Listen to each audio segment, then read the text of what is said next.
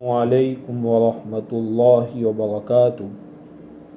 آج ہم سورۃ الجاثیہ کی 4 آیت 21 سے 24 تک کا مطالعہ کریں گے۔ اعوذ باللہ من الشیطان الرجیم، بسم اللہ الرحمن الرحیم۔ ام حسب الذین اجترحوا السیئات ان نجعلهم كالذین آمنوا وعملوا الصالحات سواء محیاهم ومماتهم ساء ما يحکمون۔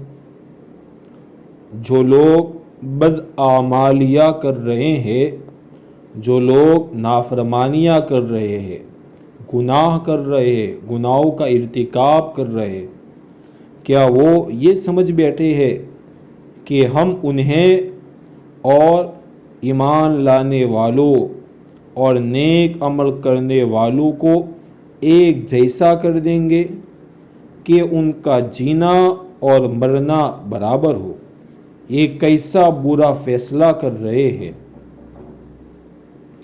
اس آیت میں ان لوگوں کے لیے بڑی نصیحت اور عبرت کی بات ہے جو لوگ بس اس بات کو سمجھ کر کہ اللہ تو بڑا غفور ہے، بڑا رحیم ہے، رحمان ہے، بخشنے والا ہے، بس اللہ کی صفت غفور، صفت رحمان کو سامنے رکھ کر دن بدن نافرمانیاں کرتے جا رہے، اور زبان سے بس یہی الفاظ ہے کہ اللہ تو 70 ماؤں سے زیادہ رحم کرنے والا ہے، اور صرف اللہ کی صفت رحمت کی طرف تو نظر ہوتی ہے، لیکن اللہ پکڑ کرنے پر آوے تو شدید العقاب بھی ہے، لیکن اللہ کی پکڑ بڑی سخت ہوتی ہے، لیکن اس کی طرف ان کا دھیان نہیں ہوتا اور دن بدن اللہ کی نافرمانیوں میں بڑھتے رہتے ہیں۔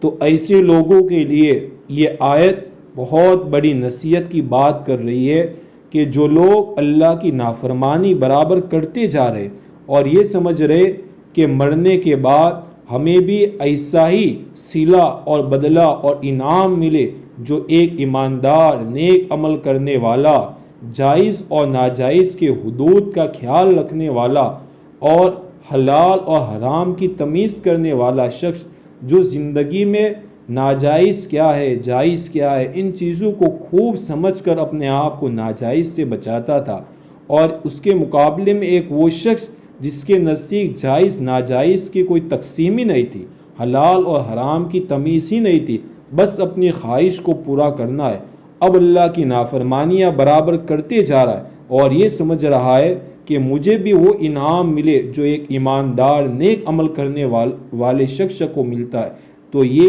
اپنی ذات کے متعلق بہت برا فیصلہ کر رہا ہے۔ وَخَلَقَ اللَّهُ السَّمَاوَاتِ وَالْأَرْضَ بِالْحَقِّ، اور اللہ نے آسمانوں اور زمین کو برحق مقصد کے لیے پیدا کیا ہے، اور وہ برحق مقصد کیا ہے، اسی کی وضاحت صاحب جلالین نے یہ کی کہ اللہ پاک نے آسمانوں اور زمین کو بنایا، مقصد یہ ہے کہ اللہ اپنے بندوں کو اور اپنی بنائی ہوئی مخلوق کو اپنی قدرت، اپنی طاقت، اپنی وحدانیت یہ سمجھانا چاہتے۔ تو زمین و آسمان کو بنانے کا مقصد اللہ اپنی وحدانیت اور توحید کو سمجھانا چاہتا ہے، اپنی قدرت کو سمجھانا چاہتا ہے۔ گویا قرآن کریم نے خود بیان کر لیا کہ زمین و آسمان کو بنانے کا مقصد کیا ہے۔ لوگ اپنی اپنی زبان سے الگ الگ زمین اور آسمان کے بنانے کے مقاصد بیان کرتے ہیں، لیکن خود اللہ پاک نے متعین کر لیا کہ صرف توحید کی خاطر اس آسمان اور زمین کو بنایا، اللہ نے وحدانیت کی خاطر۔ وَلِتُجْزَى كُلُّ نَفْسٍ بِمَا كَسَبَتْ وَهُمْ لَا يُظْلَمُونَ، اور تاکہ ہر شخص کو اس کے کیے ہوئے کاموں کا بدلہ دیا جاوے اور دیتے وقت ان پر کوئی ظلم نہ کیا جائے گا۔ جیسے اعمال ہوں گے اسی کے مطابق بدلہ اور انعام اور صلہ کل آخرت میں ملے گا۔ افرأیت من اتخذ الہہ ہواہ وَأَضَلَّهُ اللَّهُ عَلَىٰ عِلْمٍ، کیا تو نے دیکھا اس شخص کو جس نے اپنی خواہش کو اپنا معبود بنا لیا۔ معبود دراصل مطاع ہوتا ہے، یعنی ایسی ہستی جس کی ایک ایک بات مان کر زندگی گزاری جاوے۔ لیکن دنیا میں ایسے انسانوں کی کمی نہیں کہ جن کی زبان سے تو یہ بول ہے کہ ہمارا معبود اللہ ہے، لیکن دراصل ان کا معبود اللہ نہیں ہے، بلکہ ان کی دل کی خواہش دراصل ان کا معبود ہے۔ دل میں جو آ گیا، اب چاہے ناجائز ہو، حرام ہو، کسی کا ناحق مال دبایا جا رہا ہو، زمین دبائی جا رہی ہو، کچھ بھی ہو، لیکن دل کی خواہش کو پورا کرنا ہے۔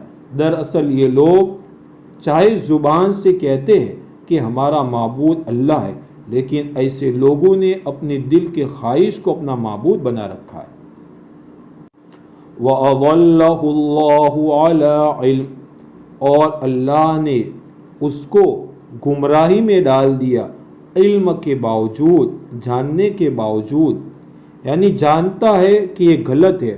کون مسلمان ہوگا جو نہیں جانتا کہ 5 وقت کی نماز فرض ہے؟ ایک عام سے عام آدمی بھی اس بات کو سمجھتا ہے، لیکن چونکہ اپنی دل کی خواہش کو اپنا معبود بنایا اس لیے گمراہ ہوا۔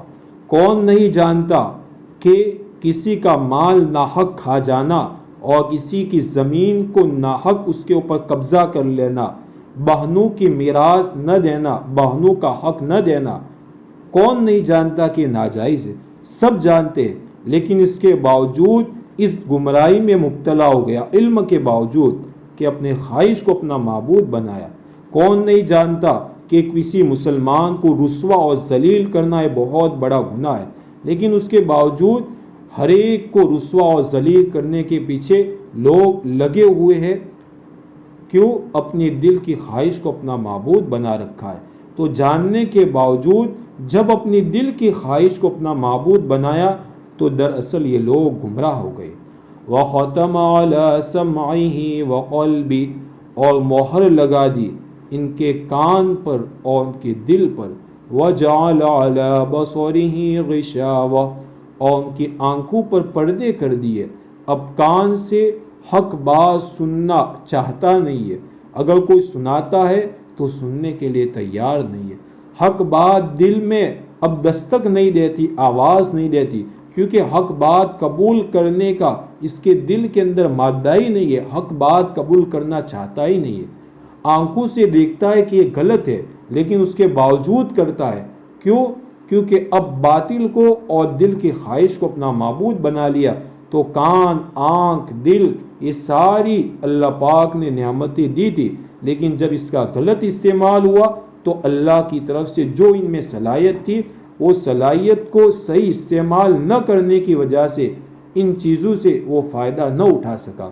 فَمَن يَهْدِيهِ مِن بَعْدِ اللَّهِ، اب اللہ کے بعد کون ہے جو اسے راستے پر لائے؟ أَفَلَا تَذَكَّرُونَ، کیا پھر بھی تم لوگ سبق نہیں لیتے، نصیحت حاصل نہیں کرتے؟ وَقَالُوا مَا هِيَ إِلَّا حَيَاتُنَا الدُّنْيَا، اور یہ لوگ کہتے ہیں کہ جو کچھ زندگی ہے بس یہی ہماری دنیاوی زندگی ہے۔ آج مسلمانوں کی حالات بھی کچھ ایسے ہی ہے کہ ہم مانتے ہیں کہ آخرت کی زندگی ہے، موت کے بعد کی زندگی ہے، لیکن ہمارے اعمال اس طرح کے ہو چکے کہ ہم بھی گویا یوں ہی سمجھ رہے کہ بس یہی دنیاوی زندگی ہے۔ اپنی عیاشیاں پوری کر لو، اپنی دل کی خواہشات پوری کر لو، چاہے اس کی وجہ سے آپس میں بھائیوں میں نفرتیں ہو، آپس میں بھائیوں میں جنگ و جدال ہو، لڑائیاں ہو، ایک بھائی دوسرے بھائی کے خون کا پیاسا ہو چکا ہے۔ یہ سب کچھ اور اتنی زیادہ معاشرت میں گندگی پھیلنے کی وجہ کہ آخرت کا جو تصور کہ آخرت کی زندگی بھی ہے، وہ تصور اور وہ سوچ نکل گئی۔ اب اس طرح کی سوچ دل میں بیٹھ گئی کہ بس یہی دنیاوی زندگی ہے، نموت و نحیا، اسی میں ہم مرتے ہیں اور جیتے ہیں۔ وما یہلکنا الا الدہر، اور ہمیں کوئی اور نہیں زمانہ ہی ہلاک کرتا ہے۔ وما لہم بذالک من علم، حالانکہ اس بات کا انہیں کچھ بھی علم نہیں ہے۔ ان ہم الا یظنون، بس وہمی اندازے لگاتے ہیں، اندازے کے علاوہ کوئی بات حقیقی پختہ دلیل وغیرہ کچھ نہیں ہے۔ ان آیات سے ہمیں جو سبق ملا، نمبر 1 کہ آخرت کا تصور ہماری زندگی کے اندر ہونا یہ بہت اہم اور ضروری چیز ہے، ورنہ ہم اللہ کی نافرمانی سے بچ نہیں سکیں گے۔ نمبر 2، ہم کان، آنکھ، دل، ان چیزوں کا صحیح استعمال کریں، اپنی خواہش کو اپنا معبود نہ بناوے بلکہ رب کے حکم کو سامنے رکھے، کیونکہ رب کو اور بنانے والے کو، کائنات کے پیدا کرنے والے کو اپنا معبود سمجھا تو اس کا جو حکم ہے اس کے مطابق چلے، نہ کہ اپنے دل کی خواہش کے مطابق۔ اور تیسرا سبق یہ ملا کہ اس کائنات کو پیدا کرنے کا مقصد توحید ہے، اس لیے توحید میں ہم اپنے آپ کو مضبوط اور ٹھوس رکھیں۔ اور چوتھا سبق یہ ملا کہ انسان جو بھی عمل کرے گا کل آخرت میں اس کے مطابق اسے بدلہ دیا جائے گا، تو اپنے اعمال کو صحیح کرنے کی کوشش کرے۔ اللہ پاک ان نصائح پر اور ان عمدہ قرآن کی نصیحتوں کے اوپر ہم میں سے ہر ایک کو عمل کرنے کی توفیق نصیب کرے۔